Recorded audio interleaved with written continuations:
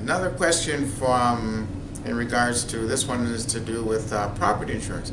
Should I have, what's the difference between actual cash value and replacement cost? There's a big difference. So, you know, this is the kind of question that only you may get from an insurance broker to be able to answer this for you. So actual cash value is what they call the depreciated value. So if you have a TV that was worth $1,000 and let's say it's 5 years old now, they're going to say, well, it's depreciated at whatever percentage per year, 10%, 15%, and now that TV was stolen or burnt in a fire.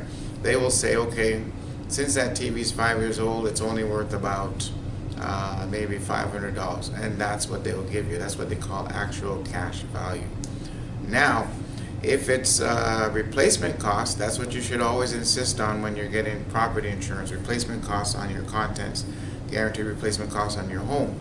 Now, replacement costs on your contents, what that means is if you had that same TV that you paid $1,000 for, and now it's 4 or 5 years later and it was stolen, but you have replacement costs, they won't depreciate it. They will say you're allowed to go and get the exact same TV, same model, same specs, and whatever the price is.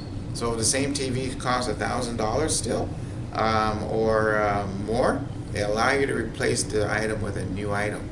So replacement cost is the way to go when it comes to insurance on your property, your contents, or even on your home. Hope that answers your question. My name is Paul West.